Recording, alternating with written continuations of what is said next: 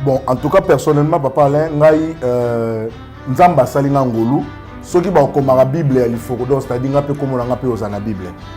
Parce que j'ai eu le temps de vivre ensemble, il y a comment qui était l'Ifocodiciel.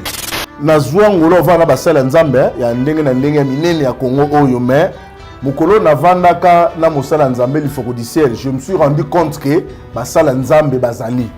Ba msusu to fandaki na bango papa Alain bapesaki biso impression kolinga su nzambe te. Mais cet homme de l'Ifocodiciel, c'est un homme qui vit sa prédication, c'est un homme qui vit l'œuvre qu'il fait.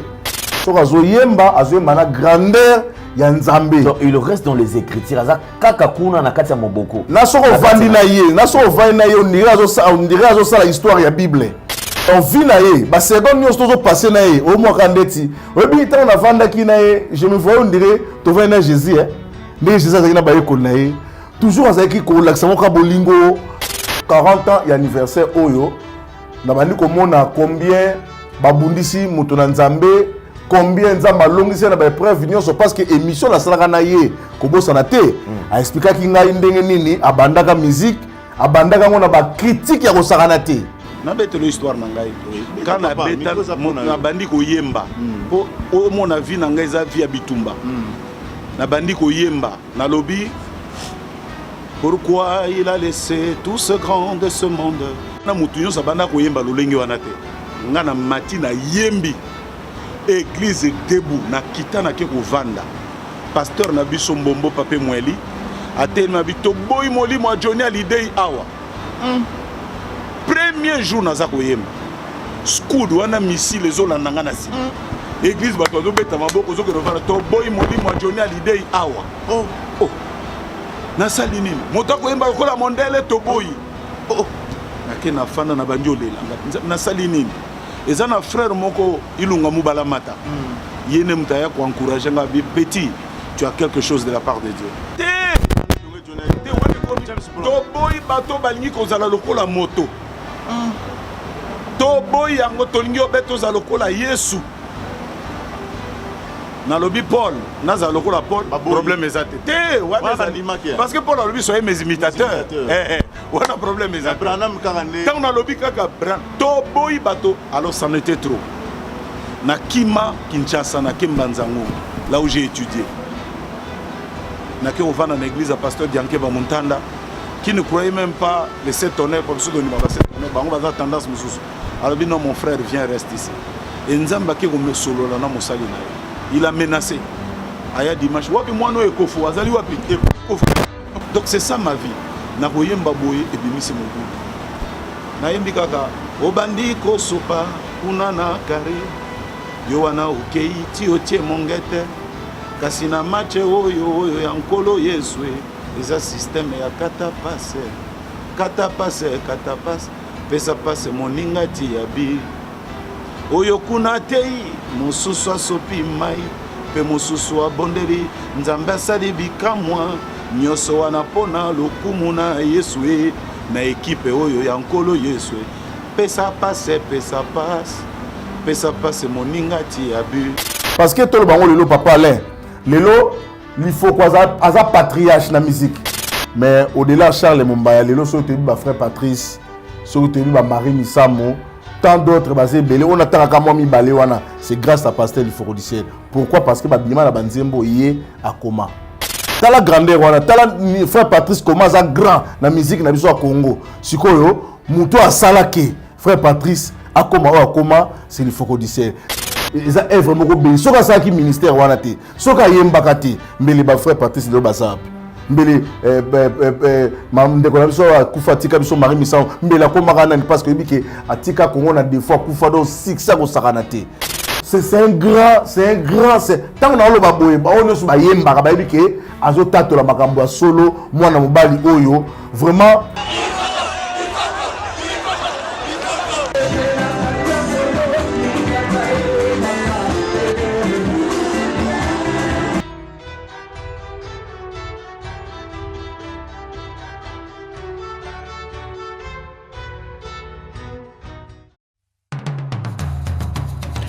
Vous êtes et voulez-vous investir à Kinshasa? Voulez-vous réjouir de vos business? L'opportunité à ne pas rater. Toronto City VIP à Maluku, un des meilleurs endroits pour résider ou implanter votre business. À quelques minutes du fleuve Congo, le fleuve de nos ancêtres, juste en face de la zone économique spéciale qui est le quartier commercial et industriel de Maluku.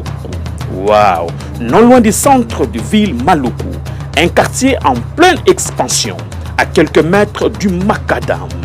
Toronto City vous propose un terrain de 20 mètres sur 20 avec des bornes cadastrales. Sur un site accessible, urbanisé, avec espace de jeu, espace vert, magasin, centre médical, marché, etc. Pour tout contact, contactez Willy Mafuta au +1 90 57 30 15 40. Toronto City, waouh, les 4 qui nous réservent l'avenir de demain. Vive le Congo, vive Kinshasa.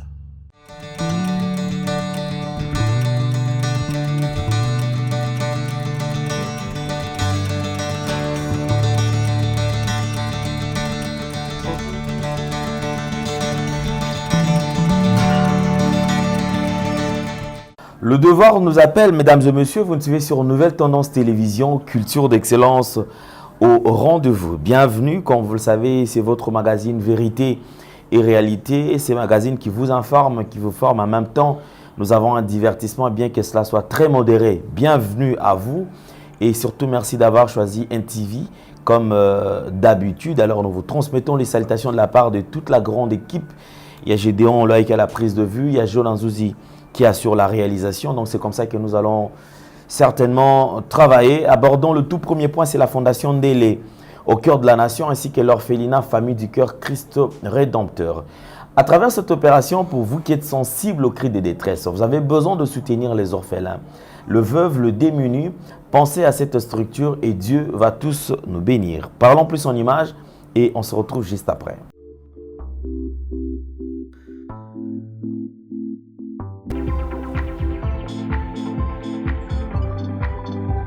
Shalom Bananzambe, shalom enfant de Dieu, opération Tangisa Mwana Moko. Aujourd'hui c'est déjà septembre, nous sommes le 1er septembre, tout parent responsable se tape déjà la tête, ndenge nini otinda bana na ye na kelasi. Yeba ke yo za parents za vivant, ozo kanisa bana na yo, mais za pe na bana misusu baza na posa okende kelasi mais ba parents baza lisusu te.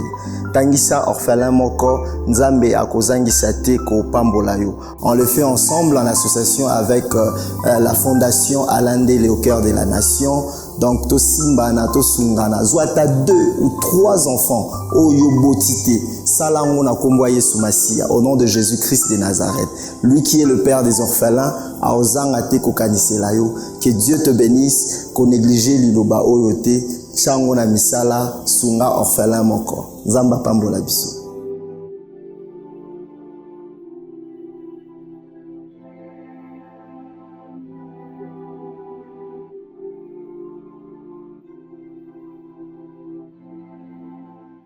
Une nouvelle opportunité, là on se retrouve dans la commune de Maluku avec Toronto City, une nouvelle cité bien sûr moderne. Alors pour vous qui avez besoin d'acheter des maisons, sentez-vous très à l'aise, vous pouvez contacter les numéros qui sont affichés.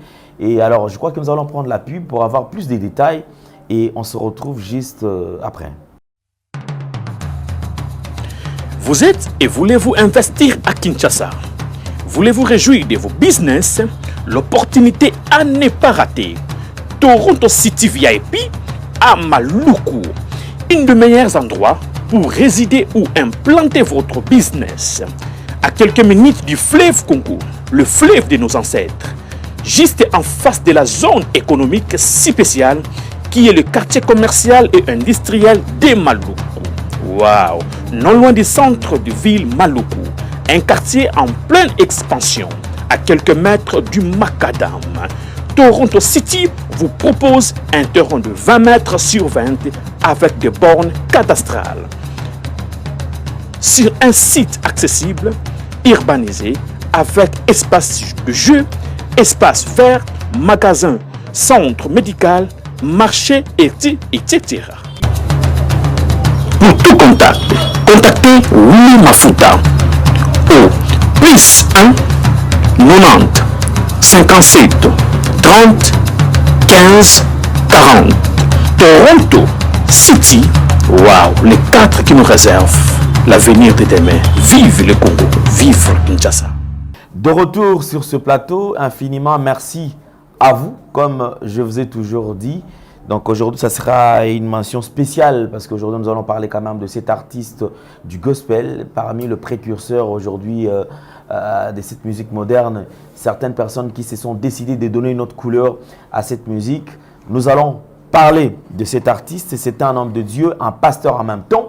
Donc il n'est pas seulement chantre de l'Éternel, il est aussi serviteur de Dieu, pasteur. Donc aujourd'hui, c'est lui qu'on aura touché.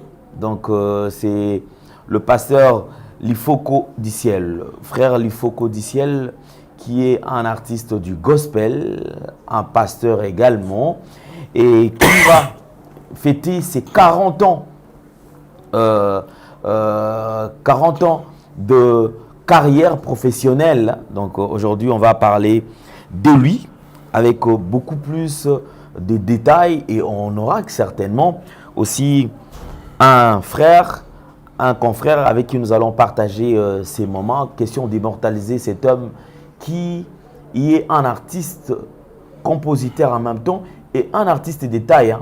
C'est vraiment un artiste géant parce que en parlant de Papa Lifoko Diciel, ce n'est pas un artiste de la rue. Non, c'est quelqu'un qui maîtrise bien l'art et quelqu'un qui a une couleur assez particulière. Les gens ont chanté, les gens ont des styles. Mais lui, lorsqu'il est venu, il s'est imposé avec son style, qui aujourd'hui d'ailleurs, c'est un style de référence. Donc c'est un style de référence. À l'époque, on parlait même de nos frères de message, qui dans leur manière de chanter. Mais lorsque lui, il s'est imposé, au départ, c'était une musique qui n'était pas vraiment acceptée. C'est-à-dire que message, oui. Mais en parlant des instruments, la manière dont il a modernisé les choses, c'est comme si on dirait qu'il y en a qui est à côté de la plaque. C'est comme si Abima qui n'a moins un style de jeu, la manière de faire les choses qui était autre. Mais après, au fur et à mesure, les gens ont compris et ils ont adopté. Et cette musique-là, aujourd'hui, est valable. C'est une musique considérée, écoutée et surtout une musique qui glorifie le Seigneur tout en étant aussi conscient. Tout en étant conscient parce qu'à l'époque, on pouvait chanter. Mais dans certaines musiques, on sentait la légèreté. On ne sentait pas vraiment les écritures. C'est vrai, on pouvait chanter « Dieu est grand, il est bon, il m'a béni, et célébrons-le, élevons-le ». Mais la profondeur des écritures faisait défaut. Mais Papa Lifoko Diciel, je me rappelle, une chanson où il a parlé, où il a touché la Bible, de Genèse à Apocalypse. Une chanson qui a émerveillé les gens. Donc ça dit le Papa Lifoko Diciel, c'est qu'il faut lire bien. Il faut la caler dans l'écriture. Parce que Akoyemba seulement Zembo Bongote, mais une chanson remplie de révélations, une chanson aussi que yoki, et zotina okota na mozindo ya écriture pour comprendre sens oyoye ayembe. Alors on va parler de cet artiste. Au moment où je suis en train de parler, je crois qu'on est en train de nous illustrer les images. Hein. On nous montre les images. On va quand même lire un peu, donner une image sur son profil. Voilà. Pasteur Lifoko Diciel, né le 21 juin 1967. Lifoko est marié à Fef et ont pour enfants Axia, Symphonie et d'autres. Lifoko Diciel est à la fois chantre et pasteur d'une église nommée Tabernacle Rouge-Gorge à Pont-Noir. Là, nous sommes au Congo-Brazzaville. Il est de nationalité congolaise de la République démocratique du Congo, mais vivant depuis des années au Congo-Brazzaville. Il parcourt le monde pour dispenser la bonne nouvelle de Dieu en musique et en paroles inspirées. Sa musique est respectée de tous. Il fait de la musique propre, sérieuse et édifiante. Le pasteur Lifoko est certes une personne connue, surtout dans le milieu chrétien, mais pourtant très simple, aimable, amical et saint, comme le doit être un bon serviteur et enfant de Dieu. En l'an 2004, Lifoko du ciel fut désigné par la direction générale de TBT, le comité de remise de prix, comme meilleur chanteur chrétien congolais. Il a reçu donc cette année-là le trophée du meilleur chanteur chrétien 2004, là c'était au Congo-Brazzaville, qu'il dédia à son église, Tabernacle Rouge, Gorge, cette église qu'il avait beaucoup soutenue dans le passé. Pendant que les gens les critiqua d'avoir mis ou utilisé la batterie, donc percussion, dans sa musique, en le traitant de païen. Voilà. Si vous posez au pasteur Lifoko la question de savoir pourquoi du ciel, il va vous raconter l'histoire du rêve qu'avait eu son grand-père avant sa naissance. C'était quoi ce rêve? Je crois que nous allons jeter un coup d'œil sur ça. Voilà. Le grand-père de Lifoko avait eu un rêve. Dans ce rêve, son fils aîné, décédé, c'est-à-dire l'oncle du pasteur, lui disait qu'il revenait au monde une fois de plus par l'enfant qui était dans le ventre de la mère de Lifoko pour achever sa tâche, car il était mort avant d'avoir aidé suffisamment sa famille. Dans ses rêves, il demanda au grand-père du pasteur de donner au bébé que sa fille allait avoir tout son nom. Lifoko Isolena Simon Pierre. Au matin, le grand-père refusa de croire à ce qu'il avait rêvé. Il rêva la même chose la nuit précédente, mais cette fois, l'oncle avait un cercueil. Il dit au grand-père que si il s'obstinait de refuser de croire, il emporterait le bébé avec lui dans le cercueil. C'est ainsi que le grand-père demanda à sa fille de donner ses noms au pasteur. Mais quand le pasteur comprit les Écritures, il refusa de continuer à porter ses noms. Mais comme il n'est pas évident de changer les noms, il ajouta du ciel à ses noms pour se distinguer du Lifoko, son oncle mort, car la Bible dit les morts sont morts. Voilà. Donc ça, je crois quand même, on voulait quand même donner, juste faire passer, donc toucher cela en passage en clair. Hein. Alors je crois que Bozui, occasion, il y a Kolanda, et au moins une image sur le profil. Il y a pasteur Lifoko du ciel, cet homme de Dieu que nous respectons tant, que nous aimons énormément. Et je crois ça sera un moment extraordinaire. D'ailleurs, je crois qu'on sera là, on fera un effort d'être là pour couvrir quand même cet événement, assister et vous apporter les images. Parce que vous savez, Makamba Boué, Toti Karango, voilà, vous savez qu'il était grand, c'était un chanteur de l'Éternel qui était... qui avait quand même des talents, qui était vraiment exceptionnel. Non. Pendant qu'il est vivant, on reconnaît ce qu'il est et on reconnaît ce qu'il est en train de faire aujourd'hui. En tout cas, cet homme de Dieu, que Dieu vous garde jalousement encore. Tous en a besoin de vous. D'ailleurs, comment on l'est là? Parce que depuis papa, il faut qu'on dise on dirait musique on peut mawatro. Mawatro, parce que Togobo est un côté. Dans la génération où il y a l'élo, un artiste oiseau commun, oiseau qui est en profondeur, il y a l'écriture, net papa il faut du ciel jusque là non monité. Ça c'est mon point de vue, sans pour autant analyser partie X ou Y. Alors je crois que nous avons notre frère, donc un confrère Randekita, donc rendez-vous dans Kitata. Bishop Eto Koko là. Donc, est-ce que c'est bon ou c'est pas bon? Je crois quand même, dans Zambelongo, tout le monde, quand même, ça va. Hein? Rendez-vous, ils ont bien. De Coronde Kita, Mbote Nayo. Mbote Papa Alain. Santé bonne. Santé très bien, Angolo Nzambe, malgré moi, kosu. Parce que tu aussi, ça, moi, lango, moi, grippe, banine, santé, ça, moi, bien té. Mais à cause de pasteur, il faut que je vais me déplacer pour participer à l'émission Oyo. Pour une émission spéciale. Parce que, biso tolobara toujours qu'il faut qu'on l'axe à œuvre à malam, mouton, na bon moi. Parce que, après liwa mutu mutamo na souvenir sur les karaté. Alors yango to neto profiter le rôle à papa na biso nzamba zo batele na nous to meka koloba makamala mpona carrière na enenga ko si 40 ans. 40 ans de carrière professionnelle. De courant de Kita. Imagine nous allons garder il y a aux alango par rapport il y a papa il faut codiciel.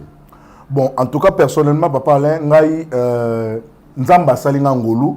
Ceux qui vont comme la Bible, il faut que c'est-à-dire comme on a aux la Bible. Parce que j'ai eu le temps de vivre ensemble, il y a comme on a qui était l'ifocodiciel. On a eu baka na musika, ne nazao monika kana ba loyembo na ye, ne ngayembaka très fanatique na ye. Mais nzambe a pese ngolo un jour il y a kolekisata journée moko auprès ya monté ba bengi l'ifocodiciel. Papa Alain, oyebi histoire moi dans la Bible il y a reine de Séba. Reine de Saba tangwa kutanaki na Salomon abi masolo ba betelaki na musika tant on est comme mona Salomon na misubo na moni il était plus grand que même Onayokaki oyebi na zwangolo vana basala nzambe ya ndenge na ndenge minene ya Congo oyo mais mukolo na vandaka na musala nzambe l'ifocodiciel je me suis rendu compte que basala nzambe bazali parce que ba msusu to fandaki na bango papa Alain bapesa biso impression ko linga su nzambe te bapesa biso impression ko mona ke mutu na nzamba azani ka mutu ko ba non parce que langage ya ba bon moni na za spécial azani ka mutu ko mutu nyoso mais cet homme de l'ifocodiciel c'est un homme qui vit sa prédication c'est un homme qui vit l'œuvre qu'il fait donc nzambe vraiment apambola abakisa susu ya mingi pa ya moto oyo Moussa et Nzambe l'ifocodiciel parce que tout ce qu'il chante, sa grandeur. Parce qu'il y a yemba pamba te, so azo yemba na grandeur ya Nzambe. Donc il reste dans les écritures. Aza kakakuna na kati ya moboko. Na so vandi na ye, on dirait azo ça l'histoire ya Bible. Donc vie na ye, ba seconde nyos tozo passer na ye, au mo kandeti. Obi tant na vanda ki na ye, je me vois on dirait to va na Jésus hein. Ne Jésus azaki ba ye ko na ye. Toujours avec qui bolingo. Ouais, c'est pourquoi mon collègue Jésus Zolobake, il faut na kufa, faut bakanganga tout ça. Na resi ba yeko ba prière te na butu na ba lala ba pongi parce que zaki lo bombo lekele ki bango na ba dimension que kozanga muto boye zaki facilité. Donc pour na ngai 40 ans et anniversaire oyo na bandi ko mona combien babundisi muto na Nzambe combien nzamba longisi na ba preuve nyonso parce que émission la salaka na ye ko bosana te a expliquer ki ngai ndenge nini abandaka musique abandaka ngona ba critique ya ko sakana te na ba humiliation ya ko sakana te et ko tenir bon jusqu'aujourd'hui papa Alain comment na mosanza ko 40 ans ndenge ba Kongo ba loba ya kensaka veza pondute au Burkina Bilanga au dongoli ne ba loba ko dongoli au tiema mama ya moto aloba ndiko tuta ya kensaka ve. Donc, tant on a moni le 40 ans kokoka, na moni image à makambe belé nzambe ko défiler vers ngai. Comme on a Moïse nenga zo bisaba na Israël na bombu parce que tout le bango le papa Alain. Il faut quoi ça patriarche na musique. Il faut quoi ça patriarche na musique parce que après ba Charles Mombaya. Soki tobi muto abimisi ba artiste mo mingi lelo na Congo ba chrétien o ba yembaka tout moni papa Charles Mombaya. Mais au-delà de Charles Mombaya, les autres sont frère Patrice, sont Marie Misamo, tant d'autres basés belé. On attend à moi mi balé wana. C'est grâce à pasteur l'ifocodiciel. Pourquoi? Parce que babima la banzembo yé à coma. Seigneur, yondo ebi ni na sala ponayo, frère Patrice, on me dit souvent que Jésus n'était pas non. On me les répète. Donc on a banzembo yo et sala bango soki l'ifocozarate. Nenge bato papa lo barako anga mena suka piso ki na landaka passage obligé té tala grandeur wana tala frère Patrice comment ça grand na musique na biso ya Congo sikoyo muto asalaki frère Patrice akoma c'est le Fokodicé c'est ça est vraiment bien soka ça qui ministère wana te soka yembaka te mbele ba frère Patrice le bazap mbele ndeko na biso akufatika biso Marie Missao mbele akoma kana parce que biki atika Congo na des fois kufa do 6 ko sakana te donc tant on a mona pasteur le Fokodicé na mona ba frère Patrice na mona ba Marie Missao basé belé ba Sylvain Akwala parce que pasteur il faut que amema et logo moko na église ba messager wa benga ba branamiste amema logique moko sozo ngoyemba kuna okoyemba ba sanité to ngoyemba bilo pampa maté donc à côté c'est logo moko soko za branamiste to benga ba branamiste soki beno za branamiste so le wa no composer ka ngri o le sali ndana no ngri faut ba bilo ngolo ba c'est grâce à pasteur il faut parce qu'il y a eu des chanteurs au bazara liboso naye mais aifasa bango nyonso atika lokola doctrine moko boye ndenge balandaka moboko ya prophète William Marion Branham ndenge pe na bayembi bakoma kolanda trace ya lifoko du ciel donc c'est quelqu'un na habité soki toyebaka munene na ye to bato ba comprendre kango parce que nga la regretaka papa le loso ka zate na habité peut-être même sous baloka ba komaka ba sala bani mais il est encore vivant au bato ko écouter na ye ko soale makamo ebele tout ça donc c'est un grand tant on a le baboye on ne pas yemba ba bike azotato la makambo solo mwana mobali oyo vraiment ils a fait moko ya sengo na musique chrétienne ils a fait moko ya sengo parce que différence mo za papa les années oyebi tango misa bimaka ba misusu balinga kozo mo couleur ya moi doctrine na bango par rapport ya ba message na bango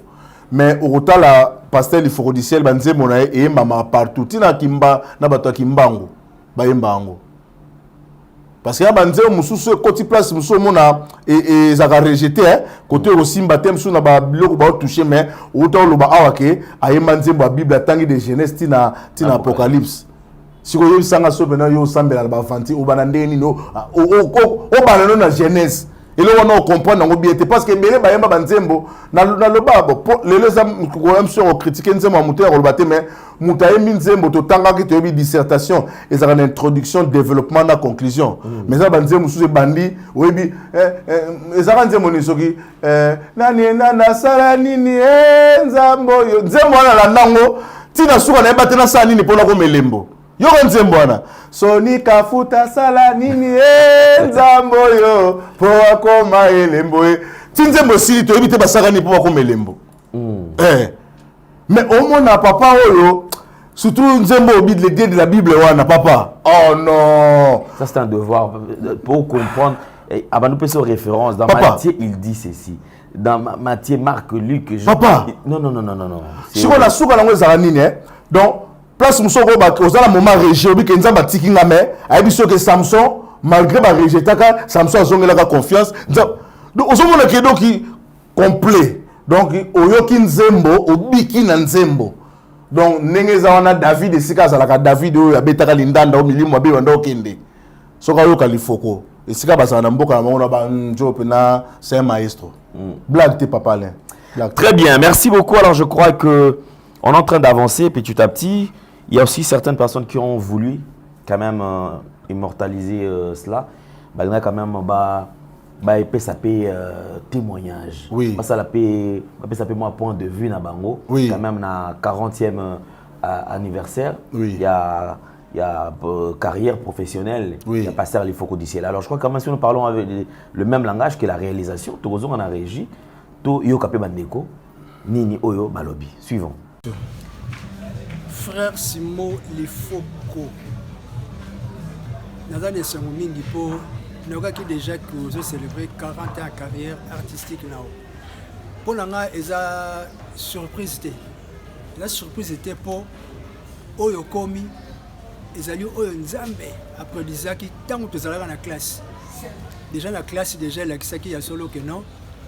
Aux acquis déjà loin de Dieu. Nous sommes dans la classe, nous sommes dans la musique. En tout cas, 40 ans, nous avons Salambia.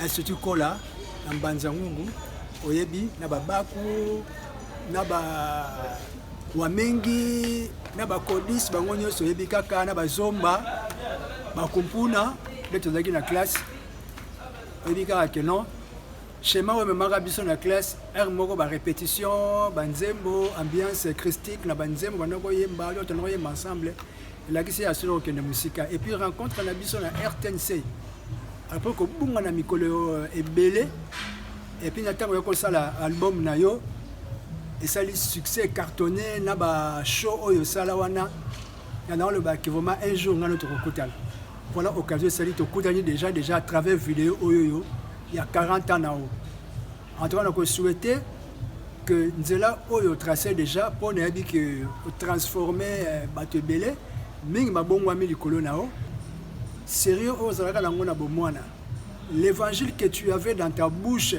dès l'enfance dès l'école le sérieux que tu as conservé c'est ça le résultat donc je souhaiterais toujours plein succès et heureux anniversaire je sais que Dieu fera que nous puissions participer à cet anniversaire venir chanter danser avec vous là où vous êtes. Et pourquoi ne pas témoigner encore sur place lors des conférences, lors des séminaires. En tout cas, je vous souhaite plein succès. Vanité, tout est vanité, la pensée vaine.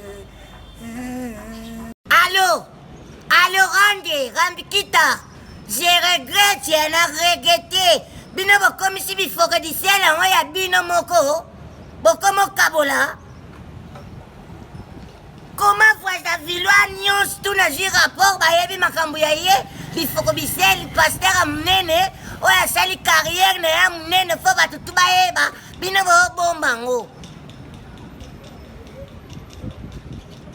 Randikita je regrette Mout a corrigé 48 anniversaire, 147, 146, 144. 40. Ah?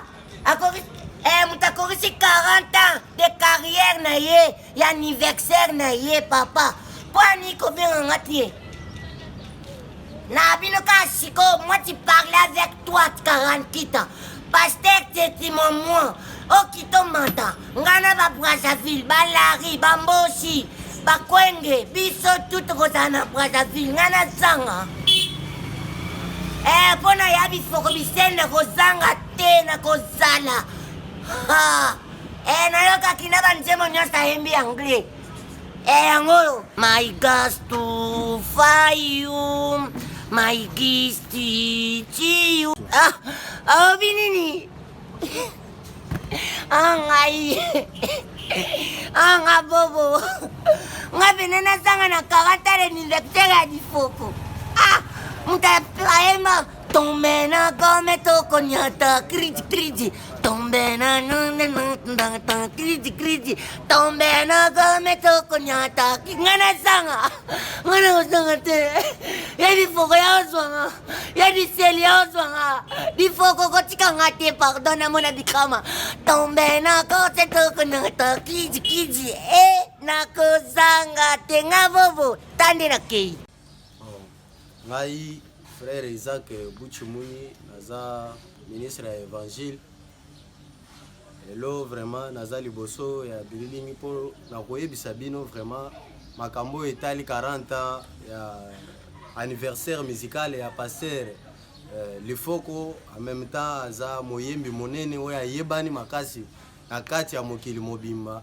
mosakoli William Marion Branham azolobake bisika nyonso likabo ezali esengeli kokende ko soutenir likabo wana likabo oyo eza likabo monene esali makambo ebele na kati ya mboka na biso makati ya monde mokili mobimba esengeli biso nyonso bandeko nyonso bisika bozwami baoyo bazondi masango ya frère Branham baoyo pe bandi makateme bayokaka muzika ya frère Lifoko tokende biso nyonso tokende ko soutenir 40 ya anniversaire ya frère Lifoko ngai ndeko na bino Isaac Buchumuni prédicateur ya message na sepeli Oh nkolo yo yebi motema nanga Nzambe yo yebi motema nanga ipo na yo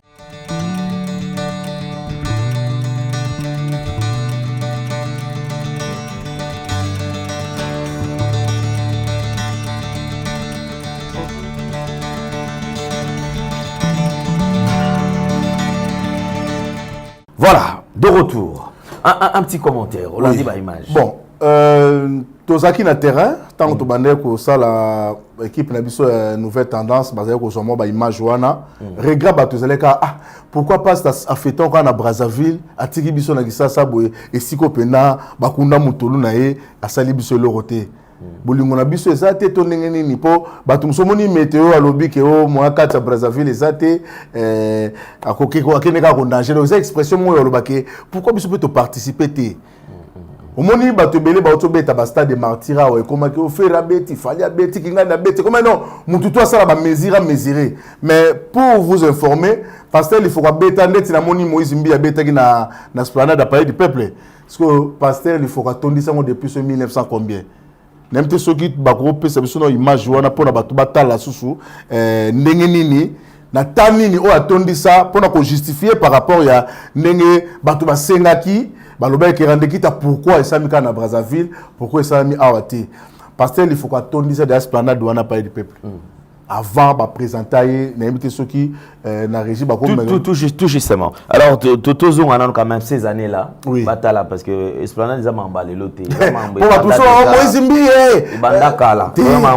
y a des gens déjà beta wana batondi sawana alors je crois que juste pour la gloire de Dieu et Zali malamu on va revivre ces moments de Soussou na papa l'Ifoko du ciel c'est qu'a été quand même ces moments à l'esplanade du Palais du Peuple, les ala qui n'déguenini parce que 40e anniversaire et aux ala extraordinaire, les ala n'dégué moussousou. Donc toko l'accès ne peut pas image d'ango, mais tous on a quand même ces années là suivant.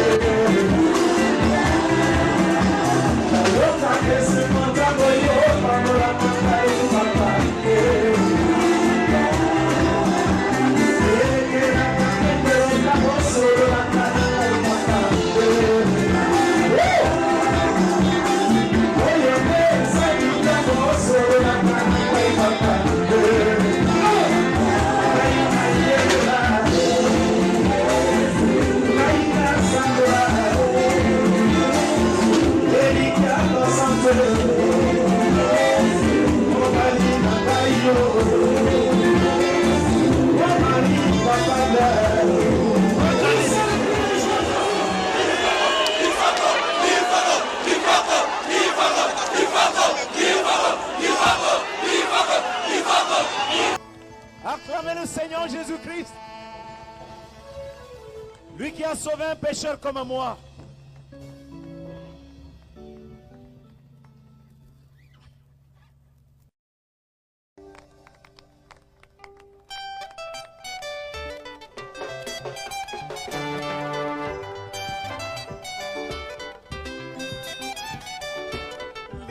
Konangai, ekoki malade nanga, esilie. Lisi konangai, ekoki malade nanga, esilie. Oh Yesu, yemba loko la banje bako, yembaka unana lola Pwete lisiko nanga Yesu, lisiko nanga Yesu, lisiko koki, yemba lisiko na yo, malade na yo, lisiko na yo, oh malade na yo. Alléluia.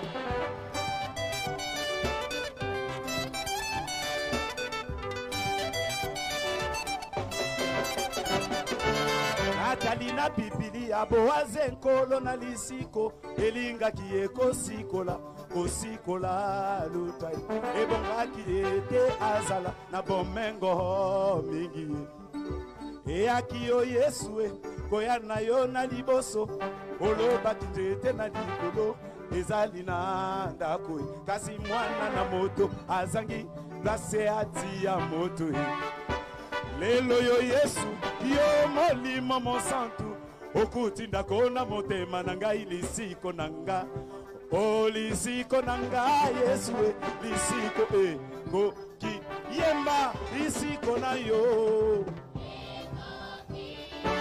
malade na yo Alléluia lisiko na yo koki malade na yo siri oh yesu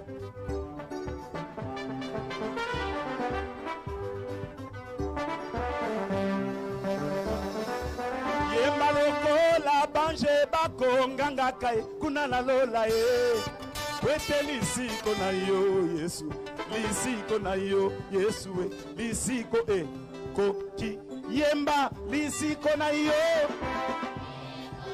Alléluia malade na yo siri lisiko na yo koki malade na yo Alléluia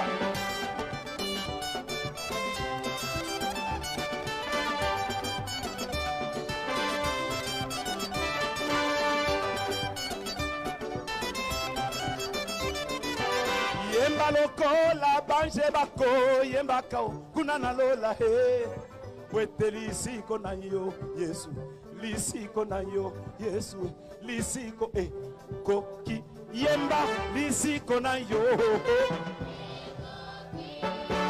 malade na yo sini lisiko na yo malade na yo sini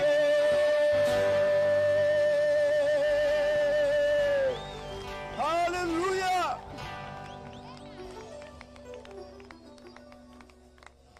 Alléluia. Je commence à me sentir déjà bien.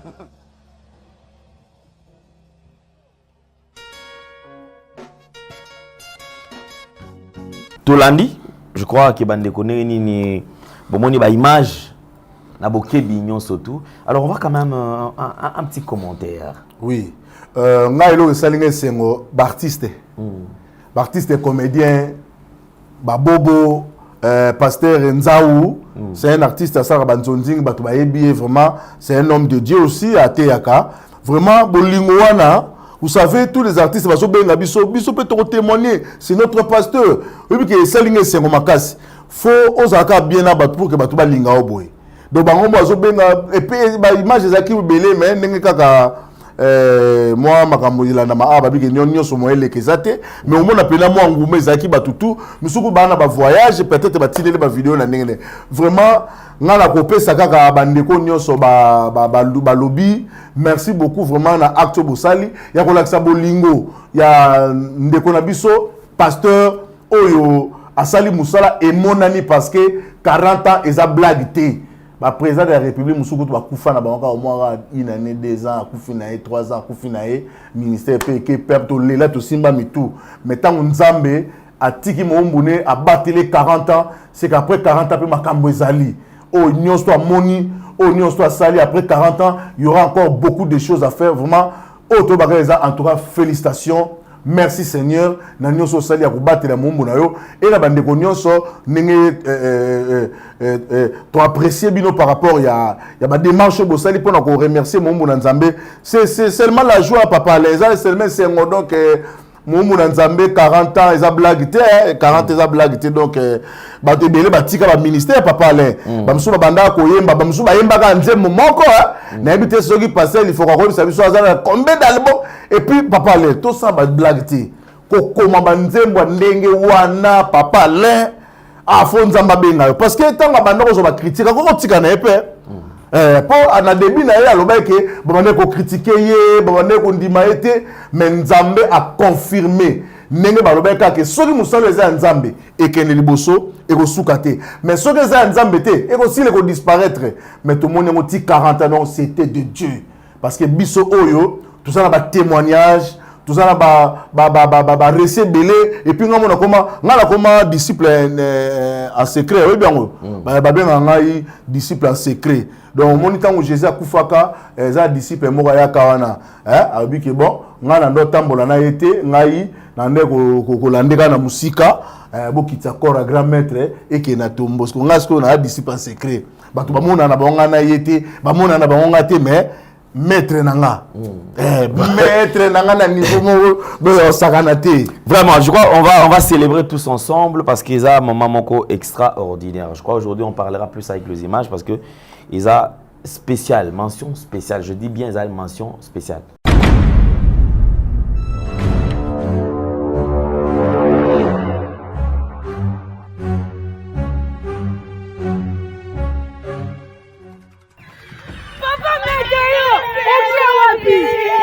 Soki na ke wapi? Bino boyibite. Événement za moko. Le 26 août oyo. Na 14h. Na ngambu ya Brazzaville. Moto na Nzambe. Moyembi ya nkolo. Pasteur, l'ifoko du ciel. 40 ans d'âge. 40e anniversaire ya carrière musicale na ye. Ils ont 40 ans d'âge. 40e anniversaire ya carrière musicale na ye. Oyo tubingi yango Toda Raba. Yango na izana Brazzaville. N'esplanade principale ya palais de parlement. Yango na bana nyonso ya Brazzaville. Bana ya Oyo. Bana ya Pointe Noire. Bana oyo bazana Tikapika. Bana oyo bazana Tongo. Na binu bandiko ya Kisasa. Passer l'ifoko du ciel. Mwana oyo Nzambe andimila. L'ifoko du ciel. Papa oyo yimbela Nzambe. L'ifoko du ciel. Akuningisa makila na biso. Akuningisa makila na Brazzaville. Yango na ngai na kei. Lukula nazana transporter. Mbongo kufuta kano izate. Na kena beach na nanger na fleuve. Naza kunange. Dès que nous transporté, mbongo futa kano izate, na kene malembe tina Brazza parce que na raté événement té. Soki yoko nager, biso toko nager. Vous allez pousser que nega wimba, crayona gomedo kokomae. Crayona gomedo kokomae. Crayona gomedo kokomae. Koko salela yango kinona sukai. Voilà, je crois que Eza moment n'est toujours là, moment moko ya esengo makasi. Célébration ba chante tropé. Tout ça là quand même parce que bolingo ezalaka, bolingo ya bien, ya solo. Oui. Ezalaka parce que ceux qui déjà ndeko. Kulutu na bino. Surtout je parle de la génération Asika. Parce que génération Asika on est trop têtu. Têtu. Balingi koyeba petro, bango ba komi déjà. Mais je pense que na poser question ne ba si réellement pe neti papa li foko du ciel ba ya kapé ko tout ne peut conseil pas pour ça la ndenge ni po comme aux ala ni foko o imbela Nzambe boye pour musique ezala quand même orienté boye au sala ndenge ni ezala malamu à vous répondre à la question wana bande kopé et aux ala pe malamu ko se joindre à l'initiative ya boye oui ko kende ko célébrer Nzambe elongo na kulutu na bino délégation ya Brazzaville ti ba mission ya Congo awa ba pesi une invitation te mais bino mo surprise. Vous vendez les wana ba frère Patrice, maman Chabani, boye pela boye ko aider ndeko na bino. Donc ko aider kutete ko sepelana elongo. Et ça les sengo. Vraiment nous les chrétiens, on dit elo raison ça biso na sima, ba païen bazala ba initiative makasi. N'importe ce za kuita dia mbato za ni mona pena so ba fela ngapena bufuna sala ba bula trop mais biso ba chrétien qui bo centre le rond ici ça biso ma yele, on dirait longo la biso ba inspiration net likambo toucher papa Alain. Et ça likambo oyo ba mission chrétien vraiment maestro papa Nabino azal légende talaga niveau frère Patrice neto banga kaine to yebela kaye mais muto ayemba nzembo na ye liboso po ayebana ayemba nzembo lifu muto ndenge waza nani aza munene makasi donc ba initiative ndenge wana vraiment c'est très important au moins pe batu musu balingaka musu ya bando contacter bango ya benga bango na pesa merci parce que na mona vidéo mo ya Henri Papa Moulage a vraiment il y a mon abotosi yango so abetelo ko ratakati na mona ka ki vidéo azobenga bana nzambe ba kende ko participer mukolo wana et vraiment c'est ngombi ngana bi ke ba Congo na biso to kati belé tokati ebele kokati ya on société Brazil comme na donc moi passeport la risque tout no kati na yo au fêter na pe ozongi na yo donc lobi na ozongi na yo vraiment ngai na osenga na bandeko na biso surtout ba Christo bandeko na biso message o bo na kini awa ezate kaka ndebo to musu ba bio no poni ba selango awa te esalami awa te esami na Brazzaville Kisasa Brazza ezali mboka moko kaka ebalende kabola biso donc tokokatisa na biso massivement kuna na ngambu pe to fêter pe na papa na biso ozale sengo mingi. D'accord, merci beaucoup. Alors je crois quand même on va se séparer avec ces images. Encore une fois de plus, joyeux anniversaire papa et toutes les bonnes choses. Tous allons ensemble na Brazzaville pour nous célébrer les 40 ans. Ezali masekité. Ezali masekité. Nzamba bombi, apesio makasi. On sera là pour tombola nzambe et longo. On va se séparer avec la pub. Après pub, ça dit tozongi la image, ya bandeko va intervenir et après tokabwani na publicité pour tokutana très prochainement. Mais avant tokabwana tous la image de Korande Kita, un tout dernier quand même mot pour la tranche. En tout cas papa là nazara na témoignage mo oyo mo muna nzamba sala ponanga vraiment moi tous à la télé papa là mo kilimo mbezo landa biso vraiment na ko loba liloba mote pona esengwa koloba.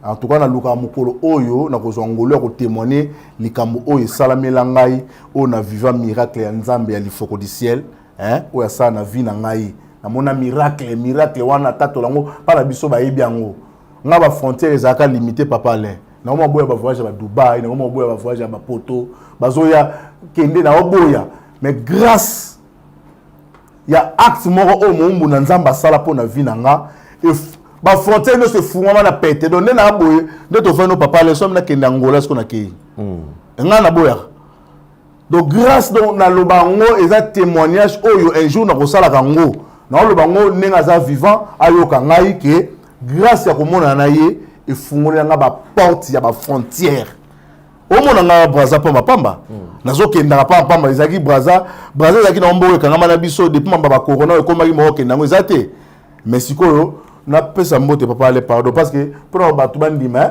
bato ya Brazzaville o muto yo azana beach ngobila Wera sont les douaniers les plus célèbres abi yaza Wera ya roi de la forêt yaza roi Mai roi Mai abi yaza roi Mai donc la personne mbote ola nanga na beach ngobila et puis na pesi mbote na ngai na ndeko na nga pe azali Adjida Onias toujours na beach ngobila et puis na pesi mbote na Arnaud Mbo toujours na beach ngobila BSCP donc bambote na mina ngwana donc en tout cas papa Alain mombo na nzambe il faut tout soutenir parce que baye baka mosala nzambe soka lobi makambu ekokisami baye baka mosala nzambe soka eloko monde ngana bosa na papa Alain pasteur Lifoko atikali intact atikali ko changer te contrairement l'onde tout le monde ba pasteur ebele awa misusu lenga YouTube bakomi na bango loka ba païen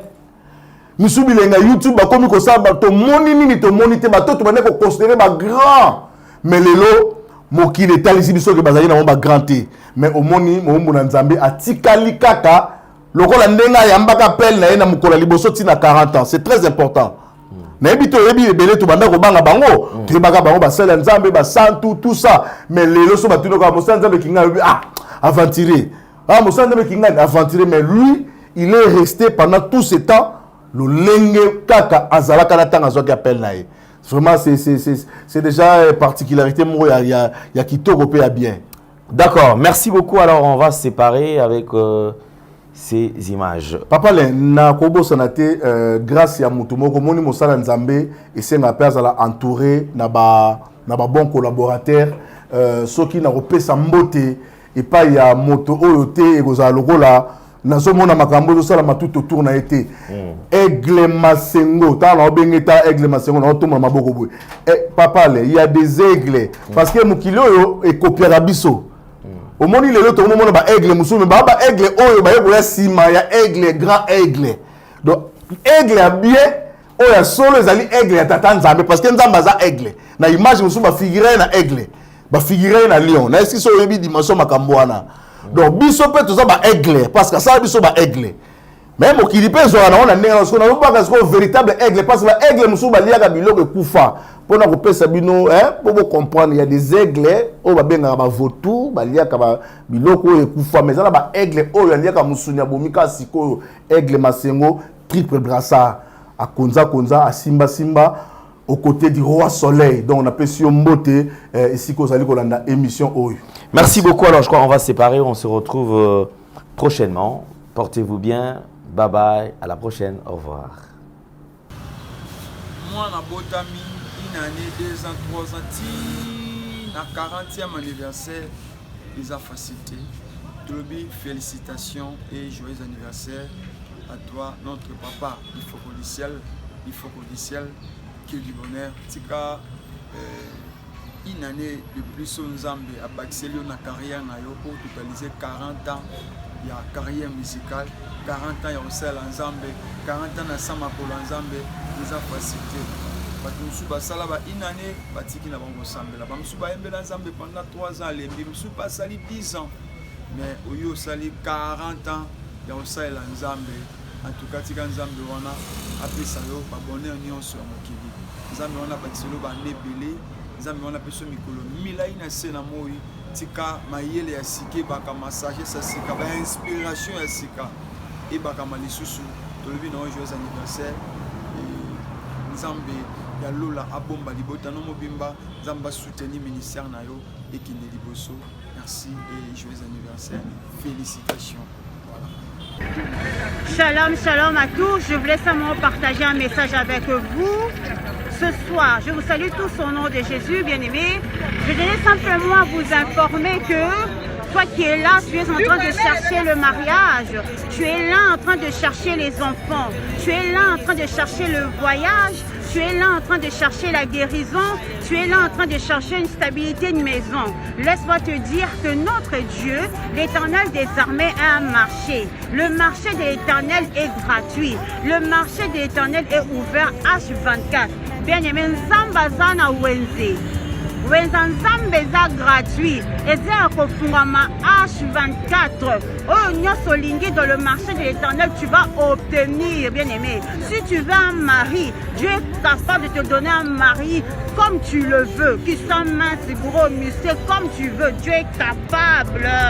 Pour la situation qui te dérange, notre Dieu a un marché. Dans le marché de l'Éternel, il y a plusieurs rangées. Maintenant, va choisir. Parce que tu fais partir du royaume. Tu es un enfant de Dieu. Monte en dimension de la prière. Nous sommes à 4 h du matin. Apprenez à vous réveiller le matin pour prier. Apprenez à vous réveiller le matin pour commencer à prier. Quand tu dis Seigneur, moi je veux ça, le Seigneur va te donner. Nous sommes des enfants du roi de roi. Personne ne peut marcher sur toi. Tu es la lumière du monde.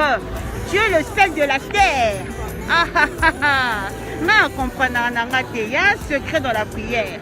Tout ça, est capable de façonner, il y a qu'à changer, il y a qu'à restaurer. Notre Dieu, 3 fois ça, il est tellement puissant que nous ne réalisons pas la grandeur. Il a un marché.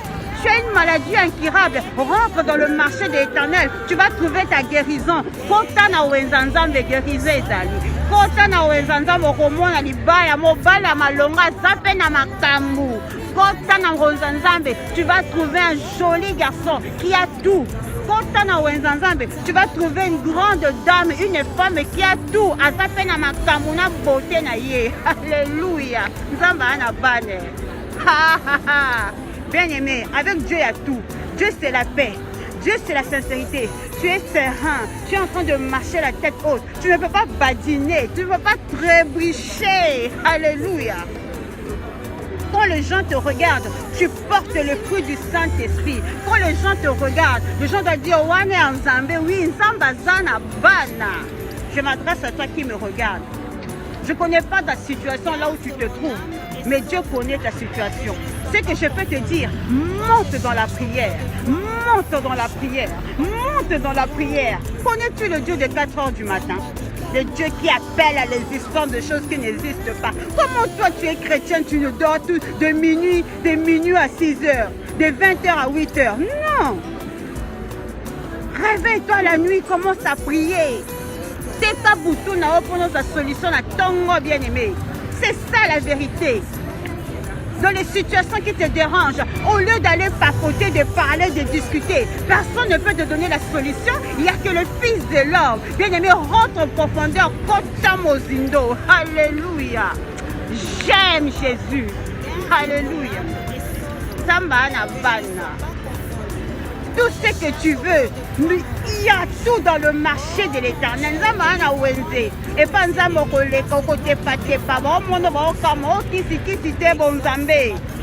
je m'adresse à une personne. La situation pour ton problème, il y a une solution, c'est l'éternel des armées. Il a payé un prix, il a donné son sang pour toi, il a tout donné, il y a un marché. C'est le temps maintenant de prendre et de rentrer en profondeur. Dieu t'a tout donné. Dieu a dit, haha, tu as tout dans tes mains. C'est le temps de se lever. Ce n'est plus le temps de rester dans les distractions bêtes, dans les choses inutiles, les choses qui ne t'apportent rien, tu zappes. Rentre en profondeur, regarde ton entourage, nettoie ton entourage. Alléluia. La profondeur attire la gloire de Dieu. Dieu a un marché et dans ce marché il y a tout. Tous les hommes que tu veux, toutes les femmes que tu veux l'argent, tu veux la voiture, tu veux la maison. Dieu a tout. Ah, bisous à vous chez vous là-bas. On reviendra au son de l'amour. Que Dieu vous bénisse.